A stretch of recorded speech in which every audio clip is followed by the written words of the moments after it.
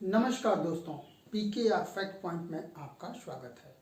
मित्रों, हम भारत की विदेश नीति वाला सेगमेंट देख रहे थे और उसमें पिछले वीडियो में हमने भारत की जो विदेश नीति है उसकी आधारभूत तत्वों को देखा था और उसमें इस बात का अध्ययन किया था कि वे कौन से तत्व हैं जिनके ऊपर भारत की विदेश नीति टिकी हुई है। तो आज के वीडियो में हम भारत की विदेश नीति जो कि 1947 के बाद शुरू होती है उसमें कौन कौन से बदलाव आए, कौन कौन से पड़ाव आए और उनकी क्या विशेषताएं हैं उसका अध्ययन करने का हम प्रयास करेंगे। भारत की विदेश नीति की प्रवृत्तियों का वीडियो बड़ा हो सकता है, इसलिए इसे हम दो भाग में बांट के देखेंगे। एक 1947 से लेके 1991 तक और दूसरा भाग 1991 से और वर्तमान तक जो हम देखेंगे वो अगले वीडियो में देखेंगे।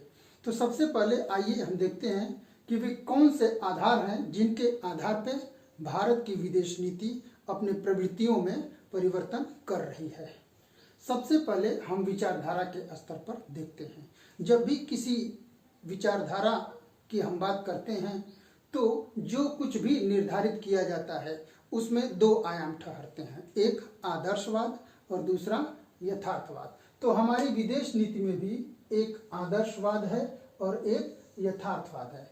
अब यहाँ आदर्शवाद और यथार्थवाद को समझने का हम प्रयास करेंगे। आदर्शवाद में स्वतंत्रता, समानता, शांति, सह-अस्तित्व और अंतर्राष्ट्रीय संस्थाओं को पूरा भाव देना, पूरा उनकी बातों को मानना और इसके साथ ही अंतर्राष्ट्रीय विधियों को भी अपने देश के ऊपर लागू करना जैसी बातों का ध्यान दिया जाता है। इसके अलावा इस बात का विशेष महत्व दिया जाता है कि अंतर्राष्ट्रीय स्तर पर जो कानून और नियम बनाए गए हैं उनका भी हम अपने देश में पालन करते रहें। तो ये है आदर्शवाद। अब दूसरी तरफ जब हम यथार्थवाद की तरफ जाते हैं तो देखते हैं यथार्थवाद का मुख्य बल अपनी राष्ट्रीय विचारधारा के ऊपर होता है।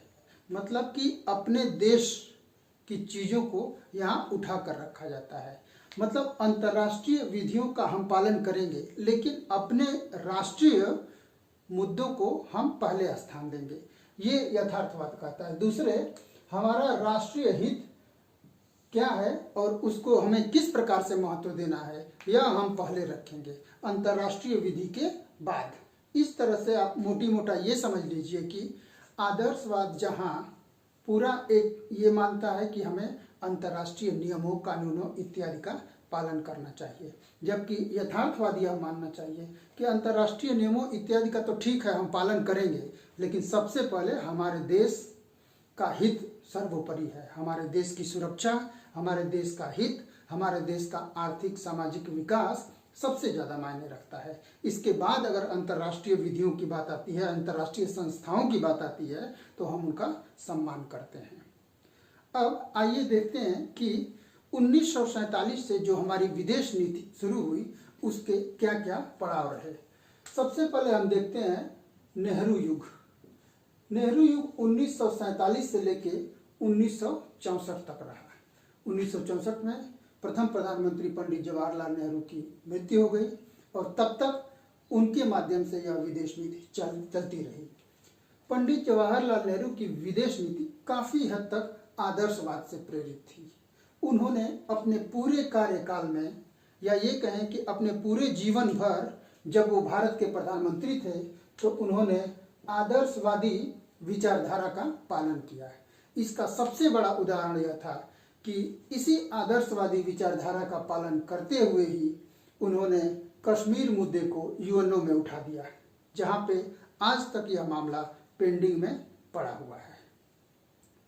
मित्रों, हम एक बात कहना चाहेंगे कि किसी भी व्यक्ति के गुण और दोषों का आकलन आप एक छोटे से वीडियो के माध्यम से न करें, क्योंकि कोई व्यक्ति अगर विदेश संबंधों में किन्हीं किन्हीं मुद्दों पे विफल हो जाता है तो इसका मतलब यह नहीं कि उसका पूरा कार्यकाल ही विफल माना जाएगा।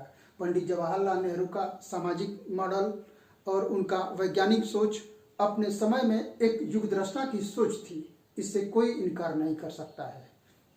तो यहाँ पे पढ़ने के दृष्टिकोण से हम मोटी मोटा उन बातों का अध्ययन करेंगे जो विदेश नीति को एक आयाम प्रदान करते हैं। दूसरी बात कि अपने पूरे जीवन काल में पंडित जवाहरलाल नेहरू गुटनिरपेक्षता और पंचशील सिद्धांतों का हमेशा पालन करते रहे। गुटनिरपेक्षता और पंचशील आप प्लेलिस्ट में जाकर विदेश नीति वाले टॉपिक में देख सकते हैं। इसके अलावा उन्होंने माना कि परमाणु ऊर्जा जो होती है उसका शांतिपूर्ण उपयोग किया जाना चाहिए। ऐसा नहीं कि परमाणु बम या हथियार बनाने के लिए हम इसका यूज करें।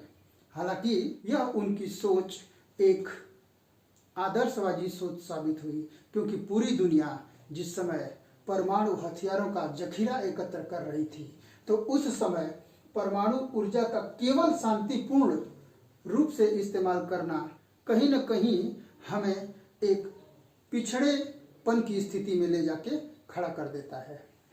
फिर आगे हम देखते हैं तिब्बत पर चीनी आधिपत्य को पंडित जवाहरलाल नेहरू ने क्या किया, स्वीकार कर लिया।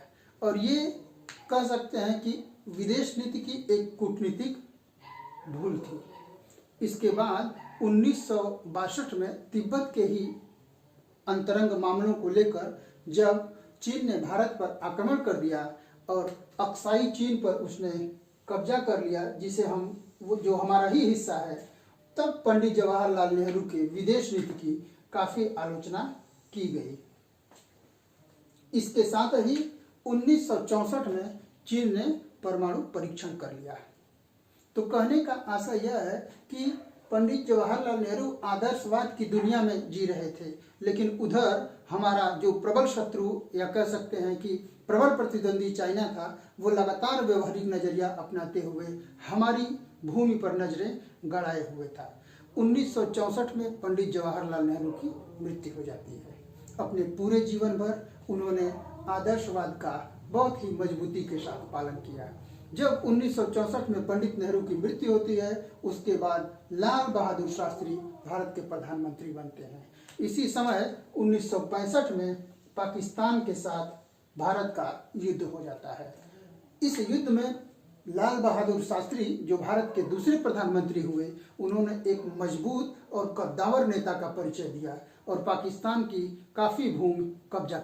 इसके बाद इन्हीं सब मुद्दों को लेके ताशकंद में एक समझौता होना था, लेकिन वहां पे दुर्भाग्यपूर्ण तरीके से और कह सकते हैं रहस्यमयी तरीके से लाल बहादुर शास्त्री की मृत्यु हो जाती है। लेकिन लाल बहादुर शास्त्री ने विदेश नीति में एक नए आयाम जोड़ते हुए आक्रामकता की तरफ रुझान दिखला दिया था। इसके बाद देश की प्रधानमंत्री आयरन लेडी श्रीमती इंदिरा गांधी बनती हैं। अब जब नेहरू एरा समाप्त हो जाता है, तो नेहरू एरा के बाद हमारी विदेश नीति 1964 से 1991 तक हम देखेंगे। इसमें हम देखेंगे इंदिरा गांधी का कार्यकाल, जनता सरकार का कार्यकाल और राजीव गांधी का कार्यकाल। तो सबसे पहले आइए हम देखते हैं इंदिरा गांधी का कार्यकाल। इंदिरा गांधी ही वह लेडी थी, वह भारत की प्रधानमंत्री थी जिन्होंने सबसे पहले एक व्यवहारिक नजरिया यानी यथार्थवाद की झलक दिखलाई। उनकी विदेश नीति पूरी तरह से व्यवहारिक नजरिए पर आधारित थी। उन्होंने सोवियत संघ रूस के साथ मैत्री संधि 1971 में कर डाली, जिसका यह था कि सोवियत रूस हमेशा से जब भी भारत के सामने कोई समस्या आई, एक मजबूत चट्टान की तरह, सच्चे मित्र की तरह खड़ा रहा। इसके बाद 1971 में ही बांग्लादेश के मुक्ति संग्राम में श्रीमती इंदिरा गांधी ने पार्टिसिपेट करके सबसे पहले पूर्वी पाकिस्तान को बांग्लादेश के रूप में आज़ाद करवाकर एक बहुत बड़ी कूटनीतिक विजय हासिल की। इसके बाद 1972 में शिमला समझौता किया और सबसे बड़ी बात 1974 में उन्होंने परमाणु परीक्षण कर डाला। उस समय जब इंदिरा गांधी ने परमाणु परीक्षण किया तो पूरे विश्व के लिए यह एक अचंभित हो जाने वाली घटना थी कि एक महिला प्रधानमंत्री ने इस तरह का साहसिक फैसला ले लिया। इसके बाद इंदिरा गांधी ने कई प्रकार के आर्थिक विकास और सहयोग से संबंधित मुद्दों पर विभिन्न देशों के साथ बहुत ही बेहतरीन संबंध बनाए और अपने कार्यकाल में एक बेहतरीन नेतृत्वकर्ता के रूप में वो उभर कर सामने आई। लेकिन दुर्भाग्य से सन 1984 में उनकी हत्या कर दी गई। इसके कुछ समय बाद जनता सरकार बनती है और जनता सरकार को बहुत ज़्यादा कार्य करने का तो अवसर नहीं मिला, लेकिन इन्होंने 2 कार्य ऐसे किए जिस कारण से इनकी ख्याति आज तक याद की जाती है। अमेरिका से संबंध बनाने पर इन्होंने खासा बल दिया। उस समय जबकि अमेरिका ज़्यादातर पाकिस्तान का ही साथ देता था, तो जनता सरकार ने अमेरिका को अपनी तरफ मिलाने का भरपूर प्रयास किया। इसके अलावा इसी जनता सरकार के विदेश मंत्री के रूप में अटल बिहारी वाजपेयी ने यूएनओ में हिंदी में भाषण दिया था। इसके बाद जो तीसरा कार्यकाल आता है, जो बहुत ही भारत के आर्थिक विकास के दृष्टिकोण से महत्वपूर्ण है, पंडित जवाहरलाल नेहरू के बाद, वह था राजीव गांधी का कार्य। उन्होंने 4D के सिद्धांत पर बल दिया, मतलब डेवलपमेंट। 4D पहला डेवलपमेंट, यानी कि पूरी तरह से आर्थिक विकास पर हम बल देंगे और इसी संदर्भ में हम पूरे विश्व के साथ एक संबंध की स्थापना करने का प्रयास करेंगे। दूसरा था डिप्लोमेसी ऑफ पीस, मतलब कि अगर कहीं भी कोई उपद्रव है तो वह उसे शांत करेंगे और एक शांति सेना के रूप में वह विश्व के किसी भी देश में सहयोग करने के लिए तैयार थे। तीसरी बात थी डिसआर्मामेंट, यानी कि निशस्त्रीकरण। मतलब यह वह काल था जिसमें कम से कम हथियारों की होड़ मचाई जाएगी, ऐसा श्री राजीव गांधी का सूचना था। और चौथा जो था वह था डीकोलोनाइजेशन। चूँकि भारत ने औपनिवेशिक मानसिकता से ग्रसित पीड़ाओं को बहुत देखा था, अतः जहाँ भी उस समय उपनिवेशवाद अपने चरम पर था, उसको समाप्त करने के लिए राजीव गांधी ने विश्व के तमाम देशों का साथ दिया। अब राजीव गांधी का यह कार्यकाल आर्थिक और तकनीकी दृष्टि से वैदेशिक संबंध बनाने के लिहाज से बहुत ही चरमोत्कर्ष का कार्यकाल था। 1962 में जो चीन से संबंध खराब हो गए थे, उसे फिर से राजीव गांधी ने बनाने का प्रयास किया। और एक इसका नकारात्मक पक्ष हमें यह दिखाई देता है कि जो श्रीलंका देश है, उसके साथ उस समय लिट्टे इत्यादि वहाँ सक्रिय थे और वहाँ पे भारत की विदेश नीति कुछ राजीव गांधी के कार्यकाल में संशयपूर्ण स्थिति में नजर आती है।